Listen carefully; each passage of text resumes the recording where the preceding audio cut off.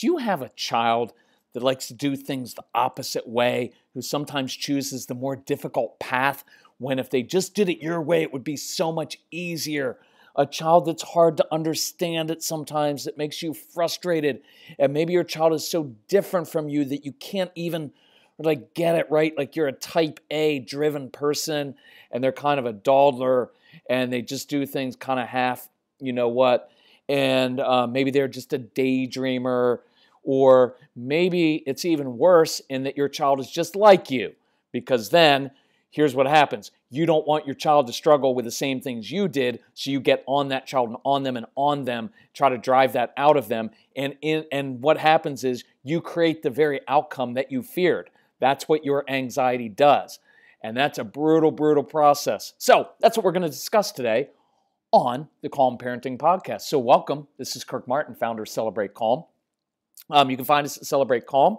If you ever need help with anything, contact our strong-willed son, because he's awesome and he gets your kids because he was just like them. And guess what? In a few years, I have a feeling he might start having kids of his own. So I think I'm going to start praying that he has really strong-willed kids. In fact, I want 4 strong-willed grandchildren. Would that not be awesome? Because when I'm over at his house, I'm going to be able to rile them up before bed and then leave. So anyway, but contact Casey. It's Casey, C-A-S-E-Y, at celebratecalm.com. He is like your kids. He is awesome for other people. He will be amazing to you.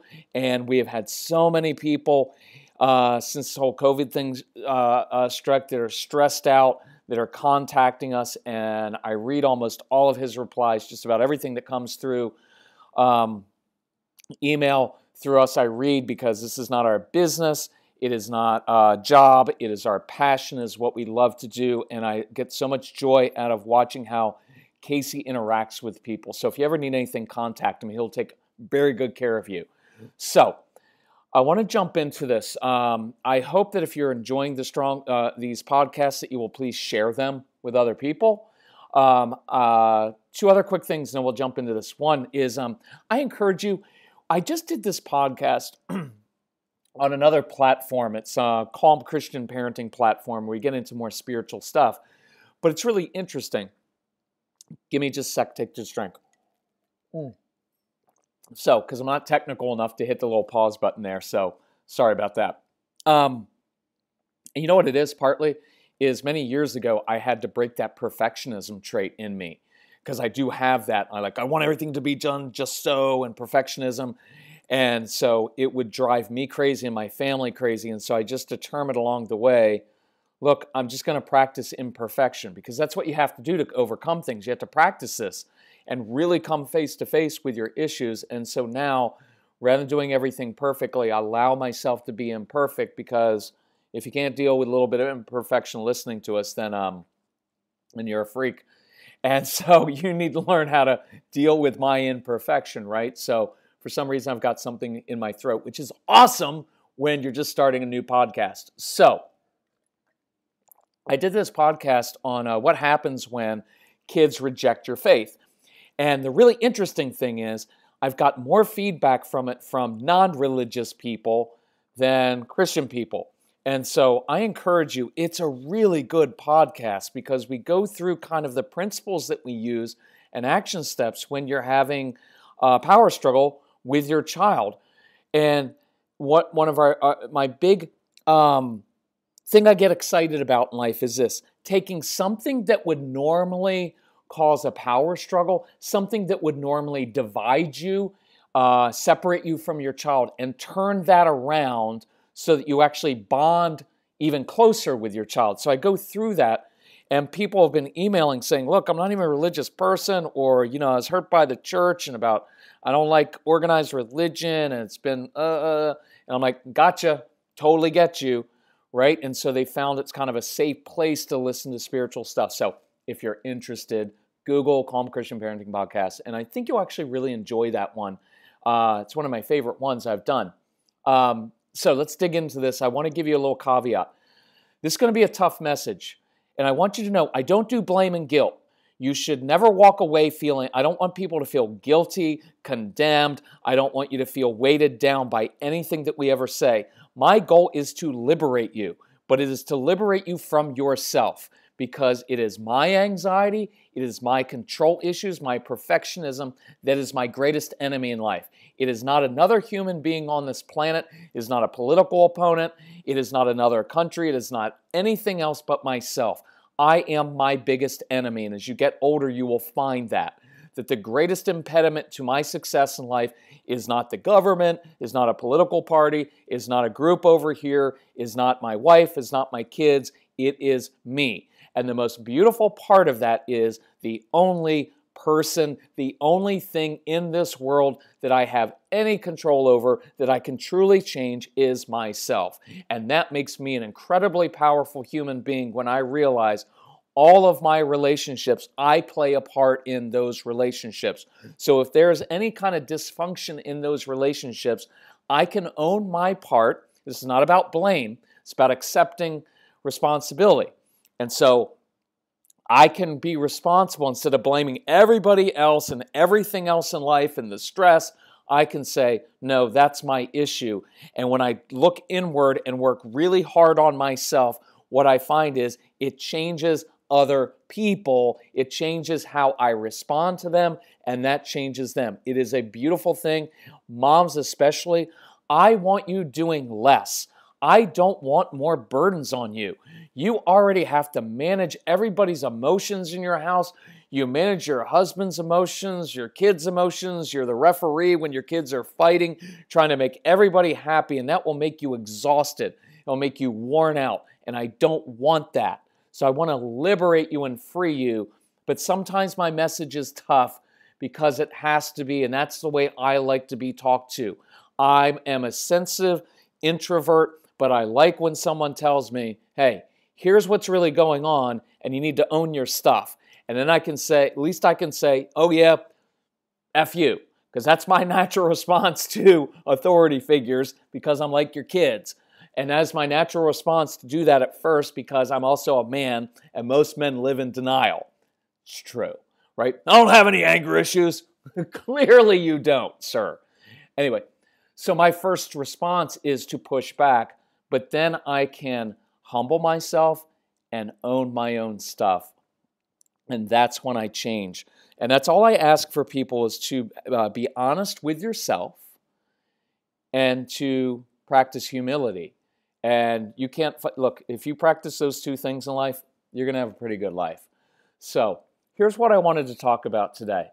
It is a pretty emotional thing, and it's something that I guarantee you're going to struggle with your strong-willed child.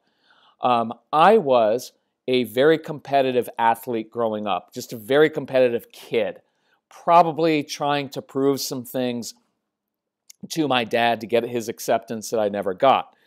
And so I'm really competitive. So I remember this day that was a very emotional day when the realization hit me that I had to accept my son, that I had to accept Casey as he was. I was at an ice rink. Casey was playing ice hockey, and we were in Ashburn, Virginia.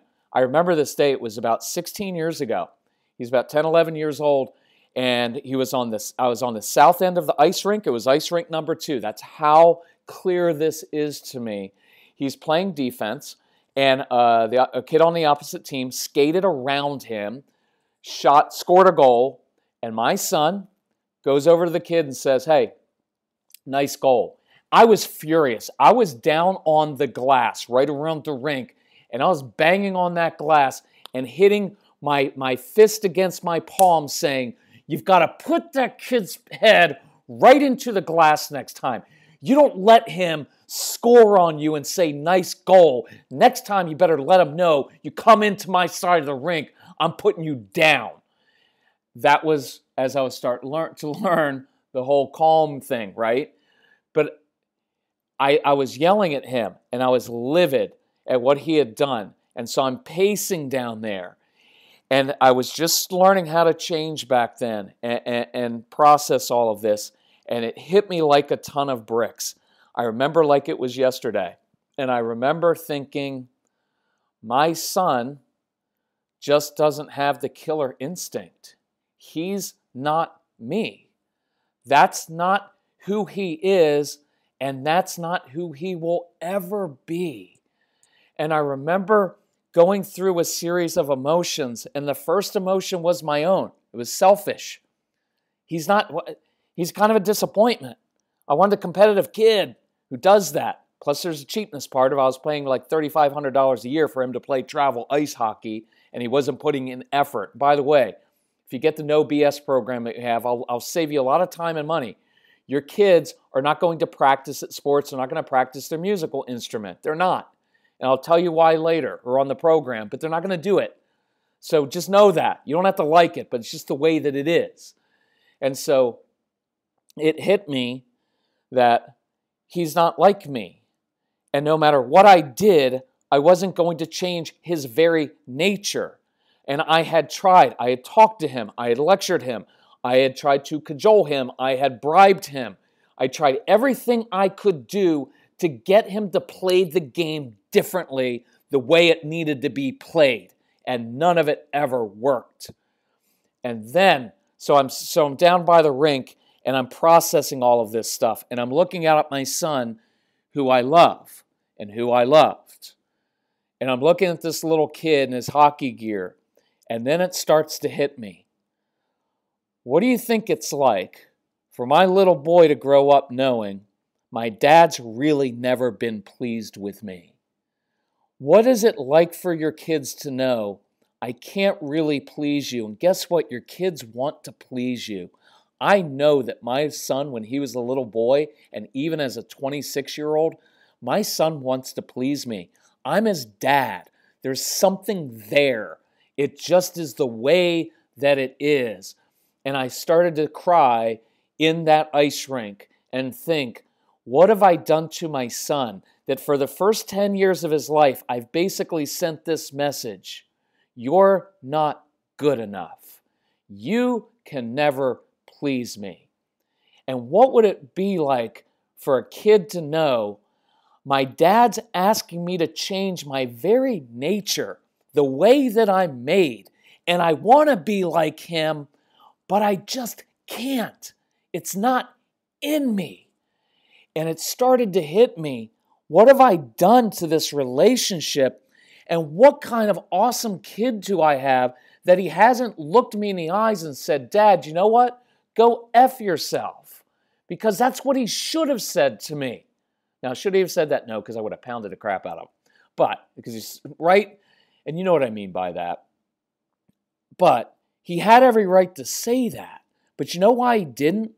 Because he kept holding out hope that something he could do one day might please me. So I'd come up after the game instead of lecturing, I need to skate backwards better and have better vision on the ice and all the things that I'd talked to him about. Instead, one day what he was looking for is for me to come alongside him after a game and put my hand in his hair and rub his hair and said, proud of you, son. I'm proud of you. That day didn't come. And then the next wave of emotions hit me. And you know what I thought? I do know what that feels like, because that's how I felt toward my own father. My dad died never having told any of his 4 sons, I'm proud of you, son. And there's a whole, this is not, I don't need anybody's sympathy, but it is just truth. There's a little hole inside of me. I'm a fairly confident guy. I've done a lot of things in life, and I'm very happy with my station in life and where kind of how we've done some things, right? So it's not a boo-hoo thing here. But there's a little hole in me that's still looking for my father's acceptance, and I'll never, ever get it because my dad is dead, and he's gone forever. And I will tell you, whether you're a mom or you're a dad, if you do not learn to accept your child on a deep, deep level, you will regret that, and it will cause problems. And that will travel through generations of your family, and it will cause anger, power struggles, and a lot of harm unless you change that pattern. And the good news is you can change that pattern. That's the beautiful thing of this message. Look, most of Celebrate Calm is not about just getting your kids to behave. I can show you how to do that pretty quickly. If you want to know how to do that, go to our website at Celebrate Calm and look for the special sale and get it. It's about 30 hours of instruction about how to change your child's behavior and so much more. And it's on sale, so do that, okay? But that's not primarily what we're about. I want to break generational patterns so that your kids grow up and they don't have all of the same issues that you and I have. That day at the ice rink was a defining moment for me. I could have dug in because I'd done that before. I did that for a long time. Well, it's not my issue. He just needs to learn to get with the program. I could have kept doing that. That day at that ice rink, when I was crying at the ice rink down at the end of that south end of that rink, looking out at the ice and realizing what I'd done to my son for the 10 years of his life was this very same thing that my dad had done to me. And that's the day that our family changed and we broke the generational patterns. And one day Casey is going to have kids, and I hope they are strong-willed. But guess what? He's going to be able to do this differently. And his family, his wife isn't going to have to walk on eggshells around him, wondering what kind of mood he's in, because he knows how to control himself because we broke that pattern. And that's what I'm calling you to, is beyond just being a good parent, it's breaking generational patterns. And to do that, you've got to accept your child as he or she is on a very deep level. Some of you may be the type A parent who's got a daughter that dawdles, who wants to stop and smell the roses, and she procrastinates, and she doesn't really even care about outcomes. You're like, but why wouldn't she try her hardest to get an A? Why wouldn't she go the extra level to get that green, be on green, or to get the check mark, or to get because she doesn't care about it, right? And it's going to drive you crazy. And here's what you're going to tell me. Well, but she has to eventually be responsible and go for it in order to do well in life. And what I'm going to tell you is, no, she doesn't. That's your path and your way, but it's not hers. And there's absolutely nothing you can do to change her nature. But if you keep pushing her, she'll eventually feel like something's wrong with her, and she'll shut down and resist you, and you will utterly ruin any trust you may have built with her. And there's always going to be some animosity, and it still won't change her. So you've got to accept her as she is, enjoy her. Then she will begin to blossom. And watch how this works. It's a really interesting process, because watch what happens. Your child will be motivated. They will try new things. They will push themselves, but only when you stop hovering over them, correcting them, pointing out how they're doing it wrong, pointing out how they should just try harder. You should do everything to the best of your ability, right? Because what they know is they can't please you. And one of our core principles is when we step back as parents, it gives our kids space to step up and be responsible for themselves. When we step back from controlling and micromanaging and pointing out everything that's wrong, it gives them some space to try things, to touch the hot stove, to fail, to do things. But as long as we're there hovering, they're just going to shut down, because what they know is, why would I try? Because you're just going to point out that I didn't do it to the best of my ability or the way that you want me to do it. And I use this analogy a lot. What if I were to come over to your house and follow you around for like half a day and point out every single thing that you could have done better? What if I followed you around for 24 hours and said, you know what, you could have done better with that meal. You could have done better with that project you just turned into your boss. You could have worked a little bit harder on that. You could have put some more care. Maybe you didn't respond to your child the right way. What if I did that? Thing after thing after thing, you would hate me. And you would say, back off. And that's what your kids are kind of saying, is back off and give me some space and just accept who I am.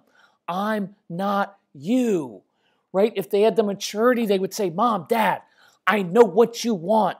I know what it takes to be successful in life because I've seen you do it. I've seen it. But I'm not going to do it your way. Would you please give me some space to figure some things out on my own, right? Because I'll do it. And you've got to give them that space, but you've got to Accept them as they are right now. And that's your own anxiety and control issues. So I'm going to implore you. I'm going to implore you with this. Please stop. Stop trying to motivate, entice, change your child. Stop trying to bribe them and trick them and do whatever you can to get them to be different, right? They're not motivated by the same things as you. And look, some of you are project your own stuff onto your kids because you're an extrovert and you have lots of friends and you get a lot out of that.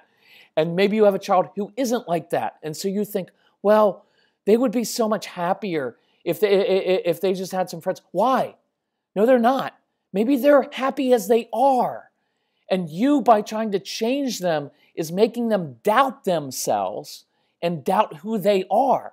And I guarantee you that's happening because I'm 54 years old and I'm still wrestling with certain things of like, is it okay for me to be like that? And I'm 54. And what I'm finding is when I compare myself to other people, there's all these subtle cues that are sent in our society about what is the right way and what isn't.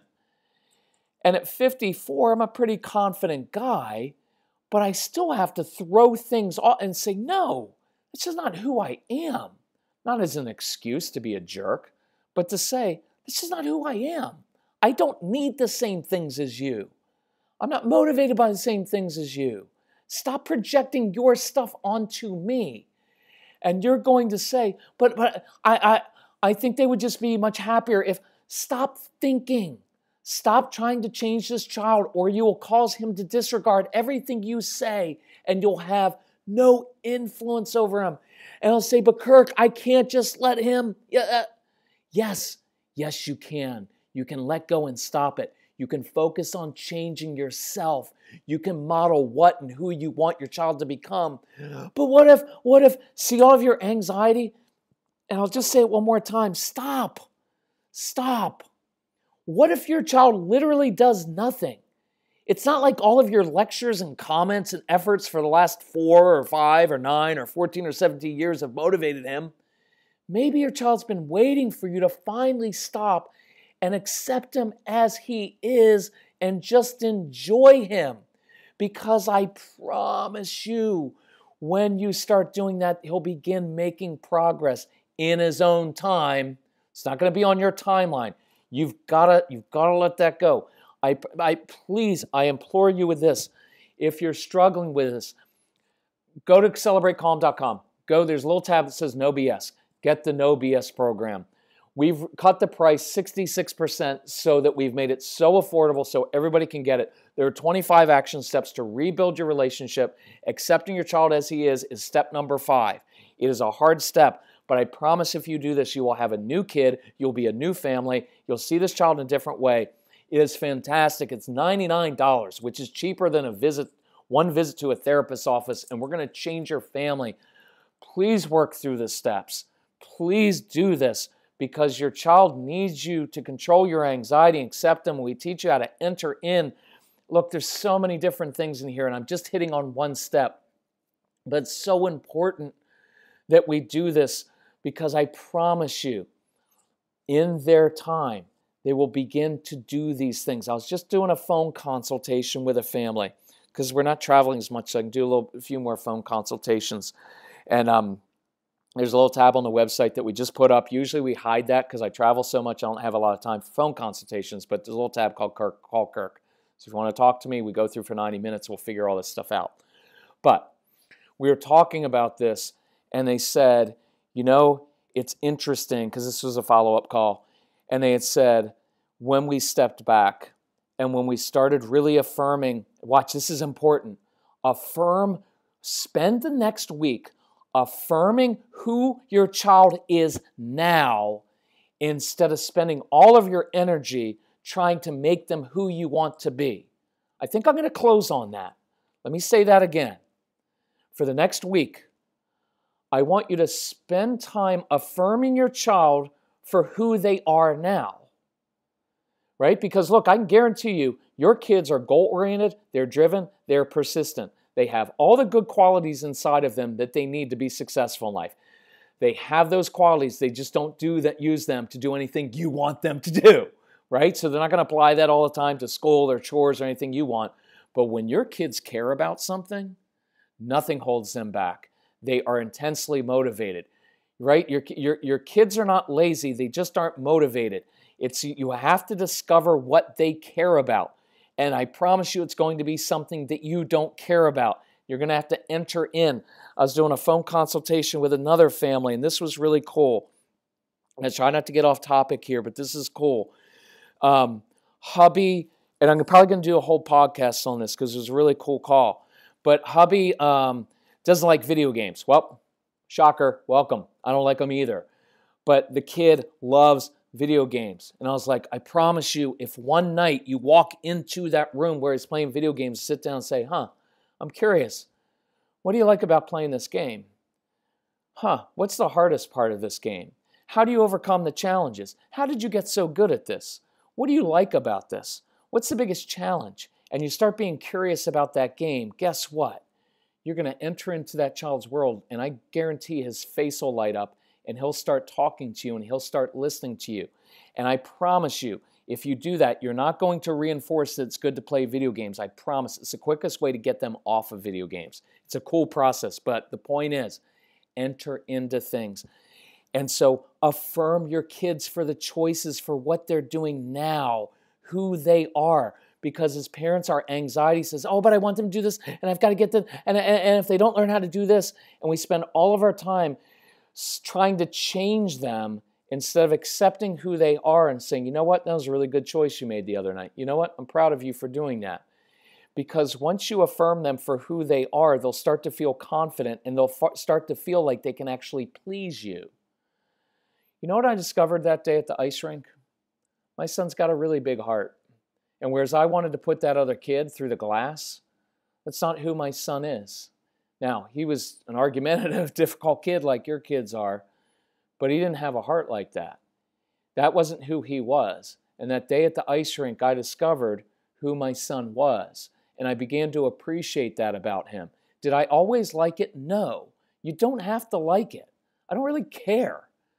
But I had to start enjoying him for who he was because that's who he is.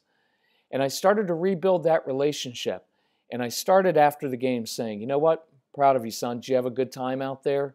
Now, we made some other changes. He didn't play travel ice hockey after that because I wasn't going to waste all that money, right? If he wasn't really into it. And he was like, Dad, I didn't really want to do travel hockey anyway. You're the one who pushed me to do that. Oh, watch how much that works. Watch how often that works, that your kids do things because they just want to please you and they don't want to disappoint you, so they go along and you're vicariously living through them, right? And so something happened that day that changed me, and that's when we broke the patterns. And so that's what I'm going to call you to do. And I ask you, whether you go through the CD programs, whether you go through No BS program, whatever it is, as you go through those, email me. If you're struggling with this stuff, email us. We will help you walk through us. But I want you to learn to accept your kids as they are. Because I promise you, when you start to enjoy them again, discipline gets easier. They'll be more motivated. Anyway, thank you for doing what you do. Being a parent of a strong-willed child is a really difficult thing, but it is a huge, huge gift to you because these kids are going to work out of you your control issues, your anxiety, your perfectionism, all those things inside of you that needed to change. If you had a compliant, easygoing kid, it wouldn't cause you to grow up. This kid's going to cause you to grow up. By the way, that's why your marriage is there. You're married because it's a union of two independent, strong-willed, selfish people who are stuck together in a home, paying a mortgage, and raising a bunch of kids together. Guess what that causes? You can either grow up or you grow apart. And I want you to grow up. I want us all to grow up because the purpose of relationships is not happiness, it's transformation. It changes who you are. I am a different person today because of Casey. Casey changed my life. When I finally embraced it and stopped fighting everything, it's a cool thing. We'll walk with you down this path. Email Casey at casey@celebratecalm.com. We will help you. We will help you find the products within your budget. We will answer questions. We will guide you. We will encourage you because we love what we do and we love you. Take care. Bye-bye.